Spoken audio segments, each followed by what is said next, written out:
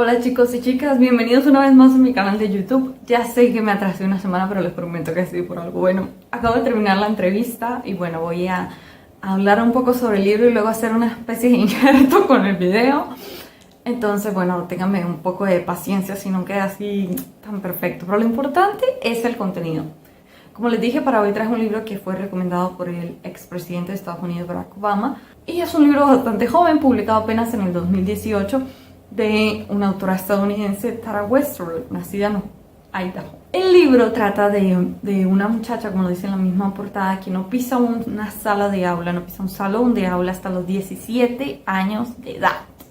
Y no solamente estamos hablando de que ella fue educada en casa, sino que no fue educada en casa. Fue educada en casa, pero por unos métodos no tan convencionales o no sin seguir, digamos, este currículo, esta matriz curricular que seguiría la escuela común, sino que sus padres le enseñaron sobre hierbas, sobre óleos esenciales para curar, que la energía, un poco de religión. Su padre trabajaba en una especie de chatarra, en un depósito de chatarra. Y su padre, el protagonista, quien se sospecha que es bipolar, se le da muchísimo más adelante, y ella, Tara, cuando ya está en la universidad y habla con uno de sus profesores que es psicólogo, le comenta los síntomas de su padre, le dice que es un bipolar con posible esquizofrenia. No era diagnosticado, ella no sabía, y su padre tiene esta cosa compulsiva de que piensa que el mundo se está acabando. Y además piensa que hay una especie de conspiración del gobierno para que la gente no se eduque en casa, para que la gente no haga ciertas cosas que estarían contra el gobierno. Se imagina un montón de cosas y hace que toda su familia siga esta idea loca de él, guardando cosas para el fin del mundo y guardando armas pesadas y recolectando comida, qué sé yo. Una persona súper complicada que a la misma vez no creía en los médicos por pertenecer a esta parte. No es que los médicos pertenezcan al gobierno, pero tampoco creía en este sistema de salud, porque decía que la cura estaba en Dios, que Dios cura, y en estas hierbas que preparaba la madre de Tara. Entonces, sus hijos, que al trabajar en este lugar peligroso, en esta chatarra, ellos siempre estaban expuestos a heridas graves. Es agonizante ver todos los accidentes que ocurren en el libro, gente que se quema, gente que se corta, gente que pierde dedos, gente que... cosas horribles, todos los riesgos a los que ellos estaban expuestos y después ser curados o mal curados por estos tratamientos caseros. Sin querer minimizar a la medicina casera, pero hay cosas en las que sí es necesario un profesional. Y bueno, Tara sufre de todas estas cosas y al hablar ella, en su niñez, cabe destacar que ella creía que todo esto era correcto, obviamente, que todo el mundo era el que estaba equivocado, porque ella tenía estos amigos que se iban a la escuela.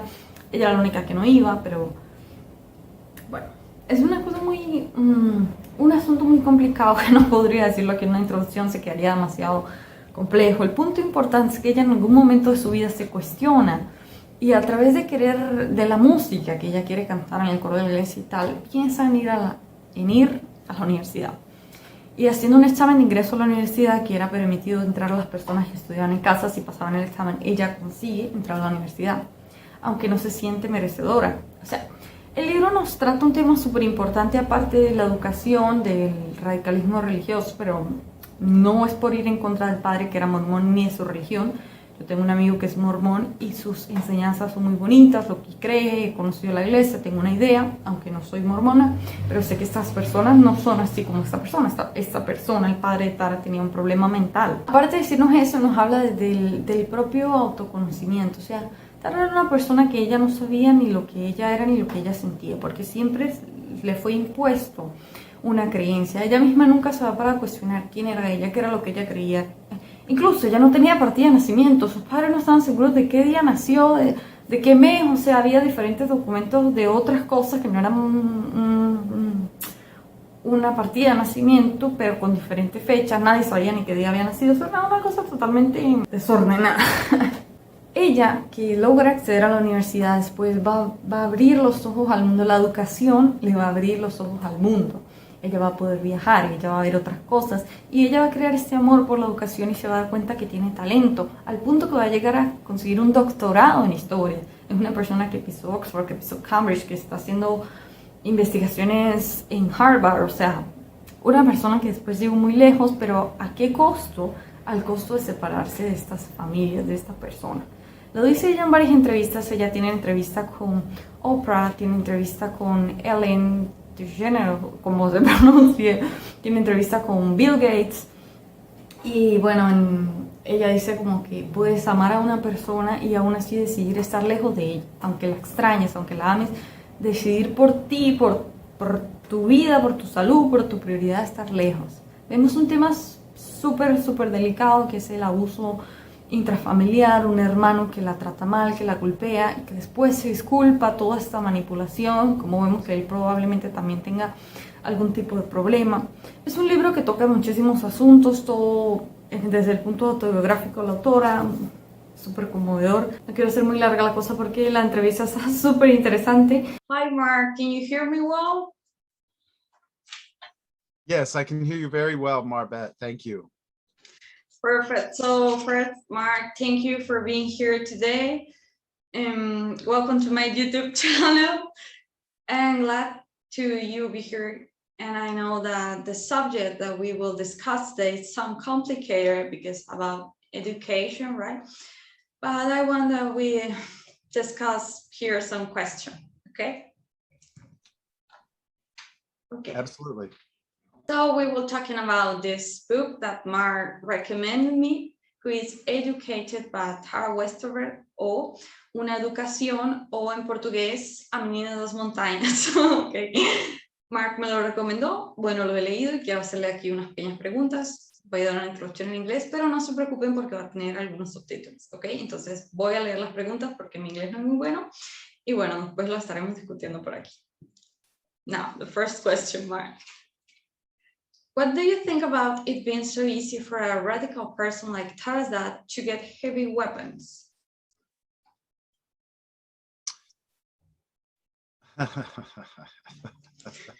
That's a very good question, Marbet. I think that it's too easy in this country, in the United States, for anyone to get heavy weapons, even if they are very radical or they are mentally unwell. And I think that I think that most Americans, even of different political persuasions, would agree that it is too easy for some of the bad people or wrong people to get too much weapons. The problem is in this country is how do we change that? And that's where it gets into difficulties. But I do think that there is some agreement that it is too easy. My perception of the father in the book is that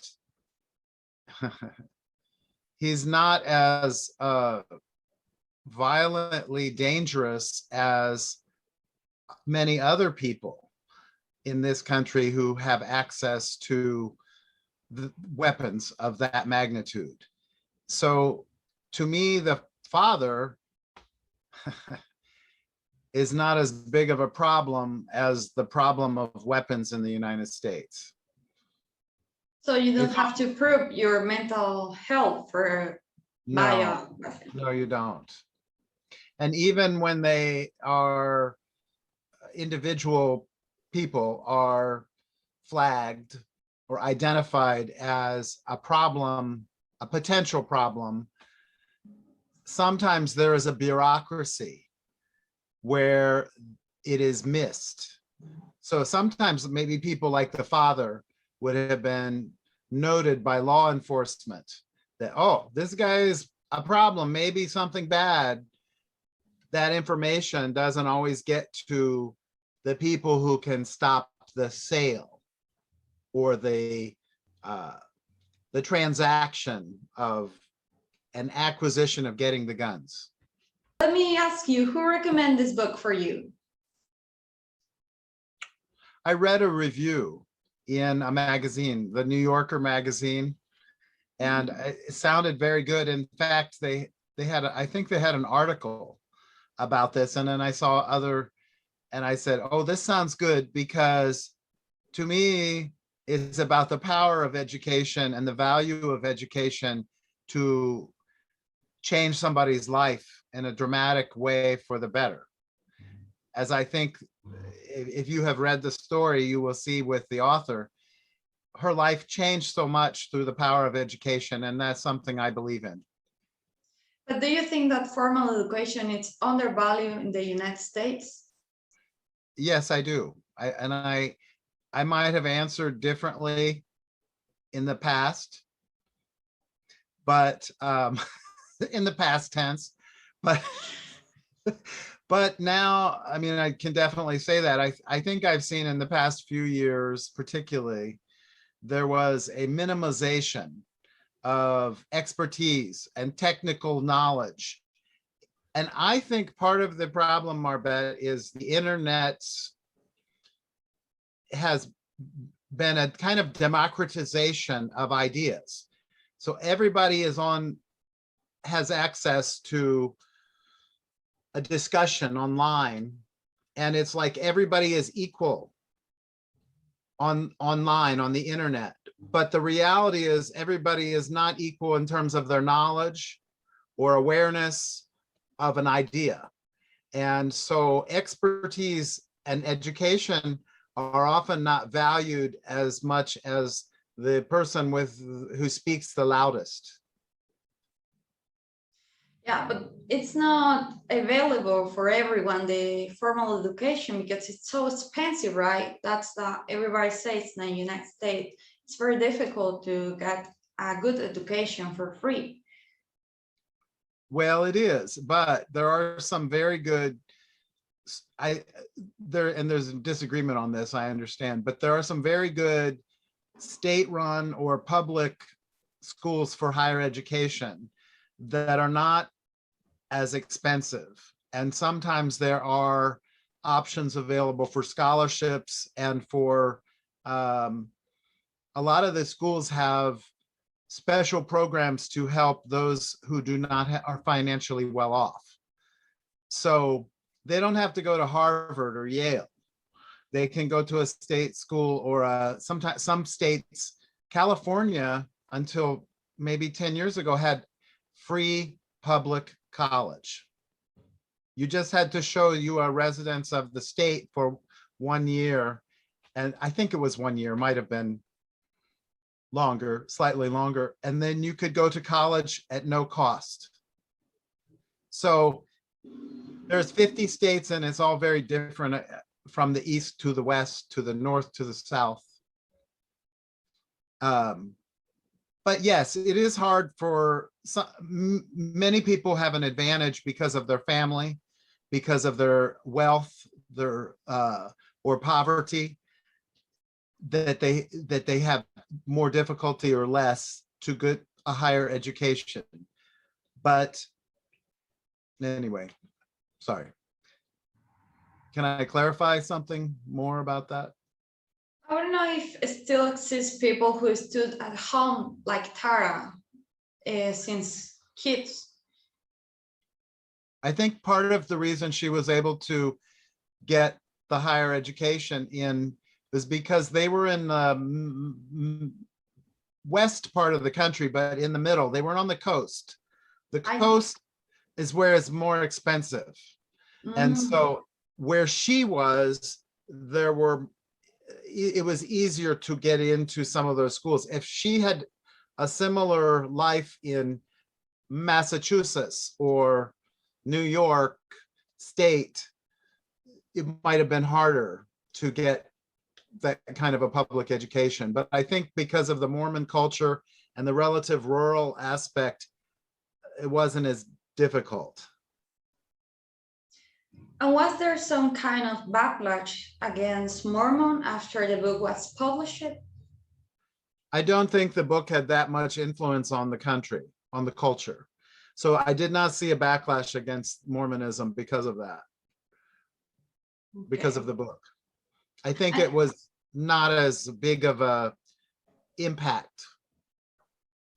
Okay, yeah, the book's recent, right? Like 2018, I think. And do you believe in the importance of mental health? It's in the United States, support from free for mental health for the people, like psychologists or something for the people. I do personally believe that it's connected to everything. And there were initiatives with the Affordable Care Act for health insurance for all Americans that covered mental health issues. And that was passed under the Obama administration. And was very different because it helped to pay for mental health and value mental health. However, it's not enough to deal with the issues in this country. And whenever we have a problem like a big mass shooting somewhere or some tragic violence, there is a lot of talk about the importance of mental health. But then the policies do not change with the government to follow through, which to make a change. It stays the same. Okay. So I think culturally it is getting better. And one thing is interesting in the past year with the pandemic, there was more attention paid to mental health issues in this country than I have ever seen. And even the professional athletes, like for football and teams, took it as a mission to educate the public. It is okay to seek treatment for mental problems. And that is people is getting crazy, like locked at home. Exactly. More divorced. Or too much together. Yeah. Demasiado togetherness. Demasiado. Yes.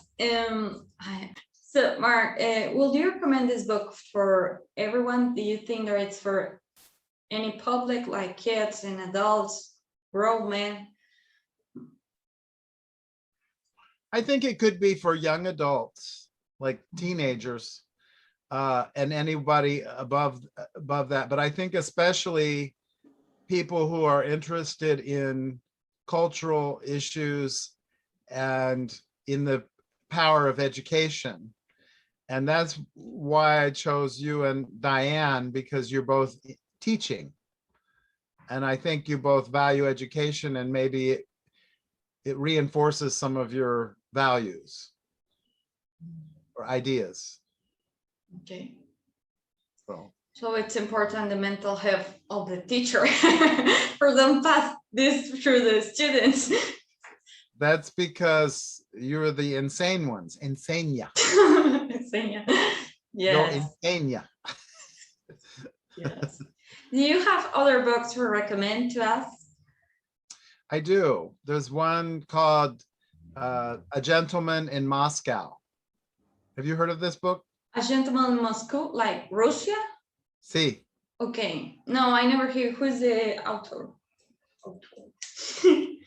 I have it close by. I can bring it. Just a minute. A Gentleman in Moscow. What's the subject? It's a historical fiction. Mm-hmm. And do you know the genre? It is where they historical events are accurate, but the protagonist of the book is invention, is fiction. Mm-hmm. So this man, it's about his life in Russia before the revolution through several decades. And he is a man who came from great wealth under the czars and to a minimal existence in a hotel in Moscow. And it's his observations of the changing culture over several decades of the 20th century, of the how do you say, dos mil 20th century, I don't know how to say, of the two, no, that would be the 1900s. You have to like edit this century. Never mind. That's another class. Okay. Perfect.